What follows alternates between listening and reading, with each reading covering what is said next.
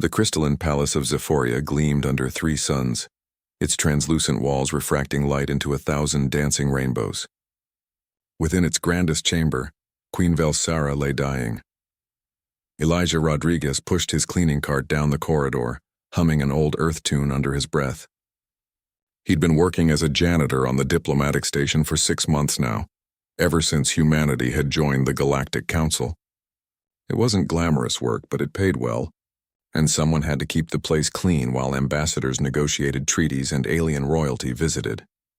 The palace guards stood rigid outside the queen's chamber, their forearms crossed in the traditional Zephorian gesture of mourning. Elijah had heard whispers among the staff. The queen had been poisoned during a state dinner. The toxin was unknown, and every healer in the galaxy had tried and failed to save her.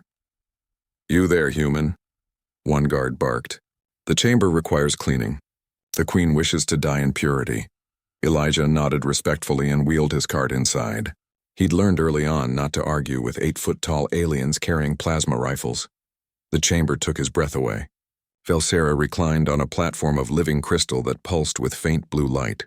Her skin, normally a vibrant azure with silver patterns that shifted like auroras, had dulled to an ashen gray. Her 6 eyes, usually bright with intelligence, were filmed over with pain. "Forgive the intrusion, Your Majesty," Elijah said softly, keeping his gaze lowered as protocol demanded. "I'll be quick." A weak sound emerged from the queen, something between a laugh and a sigh. "A human," she whispered in heavily accented standard. "How fitting. Your kind has been here mere months, yet you clean our palaces while we die in them." Elijah paused, unsure how to respond. He'd never spoken directly to royalty before, let alone dying royalty. "I'm sorry for your suffering, ma'am." "Do not be sorry, little janitor. Death comes for all, even queens." Her breathing rattled painfully, though I confess I hope to see more of your curious species before the end. "Your people are strange. Weak bodies, short lives, yet you venture into the stars anyway." "We're stubborn, I guess," Elijah said, carefully dusting a nearby crystal sculpture. "Someone once said humans don't know when to quit." "Perhaps that is your strength," Velsara murmured. "We Zephorians live for centuries, yet we fear change. Your people embrace it." As Elijah worked, he found himself drawn into conversation with the dying queen. She asked about Earth, its blue oceans, its single sun, the variety of its creatures. He told her about rainstorms and mountains, about his grandmother's garden in Mexico City, about the first time he'd seen the stars from a shuttle leaving Earth. "You speak of your world with such love," Velsara said, "yet you clean floors light years away from it." "Someone's got to," Elijah replied. "Besides, I wanted to see what was out here. Turns out there's a lot of floors that need mopping." The queen laughed, then gasped as pain racked her body. Without thinking, Elijah dropped his mop and rushed to her side. "Your Majesty, should I call the healers? They can do nothing." She convulsed, her limbs trembling.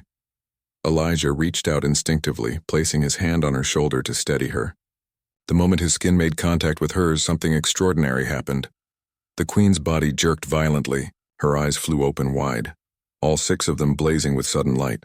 The silver patterns on her skin began to swirl rapidly, and the ashen gray started to recede like fog under a sunrise. "What?" Elijah tried to pull away, but Velsara's hand shot out, gripping his wrist with surprising strength. "Don't move," she gasped.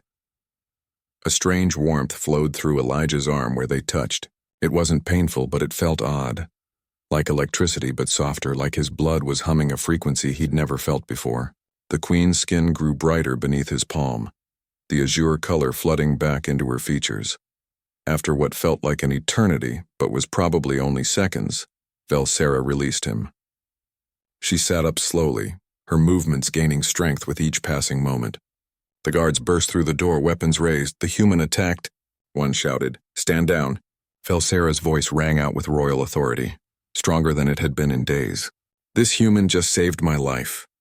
Confusion rippled through the guards. The head healer, a spindly creature named Dr. Zilmoth, rushed in with medical scanners. After a frantic examination, he looked up in disbelief. "The poison, it's gone. Completely neutralized." "I don't understand." Velsara looked at Elijah with wonder in her 6 eyes. Human biology, she said slowly. Your immune systems. They're incredibly aggressive, yes? Elijah shrugged. We evolved on a pretty hostile planet. Lots of diseases, viruses, bacteria. Our bodies got good at fighting stuff off. The poison was organic, Dr. Silmoth said, his 3 fingers trembling as he checked his scanner again. A biotoxin keyed specifically to Zephorian physiology. But when the human made contact, he trailed off, calculating. Your antibodies, your white blood cells, they crossed the dermal barrier and attacked the foreign substance as if the queen's body were your own. Humans share their immunity? Another healer whispered in awe. Apparently so, Velsera said, standing fully now, her regal bearing restored. She looked at Elijah with an expression of profound respect. You fragile, short-lived creatures carry such fierce defenses that they can save even alien queens. Elijah stood awkwardly, still holding his mop, completely out of his depth. I just didn't want you to fall, Your Majesty. News of the incident spread through the station within hours. Within days, it reached every corner of the Galactic Council. Scientists clamored to study human immunology. Medical facilities requested human staff. The implications were staggering. Humanity's very biology, forged in Earth's crucible of disease and adaptation, could potentially treat conditions that had plagued other species for millennia. Emma Chen, the human ambassador, found Elijah in the staff cafeteria a week later. He was eating synth noodles and trying to ignore the stares from other species. You've caused quite the diplomatic incident, Mr. Rodriguez, Emma said, sitting down across from him with a smile. I was just doing my job, Elijah protested. Exactly, and that's the most human thing about this whole situation. Emma leaned forward. We're being invited to establish medical exchange programs with 17 different systems. The Queen herself has requested you join her diplomatic corps as a cultural liaison. Elijah nearly choked on his noodles. Me? I'm a janitor. You're a human, Emma corrected. And apparently that's exactly what the galaxy needs. Queen Velsera formalized the Terran Medical Initiative 3 months later. Humans, it turned out, were uniquely suited to combat certain classes of biotoxins and diseases. Their aggressive immune systems, their adaptable biology, their stubborn refusal to succumb, traits that had seemed like evolutionary quirks, became humanity's greatest gift to the galactic community. Elijah eventually accepted a position as a medical liaison, though he insisted on keeping a mop in his office. Just in case, he'd say with a grin. And Queen Velsera, who had looked into the void and been pulled back by a janitor's gentle touch, became humanity's greatest advocate. She often told other species, do not underestimate the humans. They are small and soft, brief as candle flames, yet they carry within them the fierce determination of a world that tried 10,000 ways to kill them, and failed every time. In the annals of galactic history, it would be remembered as the moment humanity proved its worth, not through weapons or warships, but through the simple act of one janitor reaching out to steady a dying queen